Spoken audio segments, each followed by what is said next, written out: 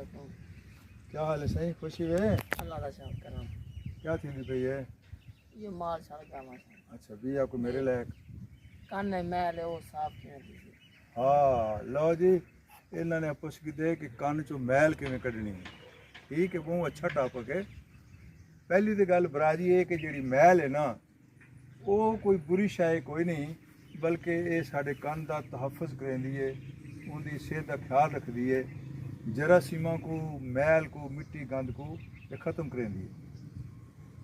ਮਸਲਾ ਉਦੋਂ ਪੈਦਾ ਥੀਂਦਾ ਜਦੋਂ ਲੋਕ ਜਿਹੜੇ ਨੇ ਗਲਤ ਤਰੀਕੇ ਨਾਲ ਕੰਨ ਦੀ ਮੈਲ ਕੋ ਕੱਢਦੇ ਨੇ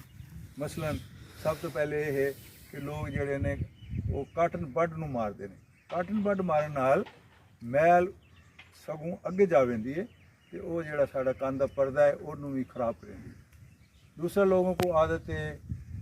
ਮਾਈਆਂ ਸੂਈ ਜਿਹੜੀ ਸਿਰ ਵਾਲੀ ਪਿੰਨ को ਮਾਰਦੀਆਂ ਨੇ ਮੱਛ ਵਾਲੀ ਤੀਲੀ को ਮਾਰਦੇ ਨੇ ਜਾਂ ਲੋਕ ਚਾਬੀ को ਮਾਰਦੇ ਨੇ ਉਹ ਵੀ ਗਲਤ ਆਦਤ ਹੈ ਉਹਦੇ ਨਾਲ ਵੀ ਉਹ ਪਤਲੀ ਜੀ ਜਿਲਦ ਹੁੰਦੀ ਹੈ ਕੰਨ ਦੀ ਉਹਦੇ ਤੇ ਜ਼ਖਮ ਥੀ ਵੈਂਦੇ ਉਹ ਜਿਹੜਾ ਕੰਨ ਦਾ ਪਰਦਾ ਹੈ ਉਹ ਖਰਾਬ फट वेंदे या जरासीम अंदर चले वेंदे तीसरा एक तरीका लोगों ने रखा हुआ है कि मोमबत्ती को ना गर्म करके फैलाना वो भी गलत तरीका है उनके नाल भी जख्म थी वेंदे सही तरीका ये है कि पहली तो गल है कि आम तौर पर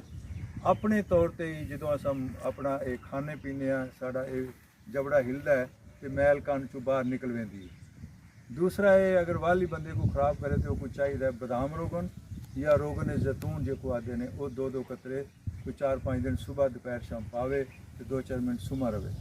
उनके नाल नरम थी वेंदी है वाले को निकल आती बाहर अगर वाली तंग ज़्यादा करे दर्द होवे और समझे कि बुखार शिकारी थी बन जाए कोई पीप शीप आ गई है तो वाल डॉक्टर नाल रब्ता करना चाहिए ठीक है तो मोटी जी गल अज दी ये है साईं नतीजा ये निकलिया जो कन्न की मैल जी है ये कोई बुरी शाय नहीं है कंन के तहफ़ुज़ वास्ते बहुत चंगी शाय है ये कुछ सही तरीके नाल करना चाहिए ना निकले तो डॉक्टर नाल रब्ता करना चाहिए तीलियां ते चाबियां नहीं मारनी चाहिए ठीक है अल्लाह खुश रखे।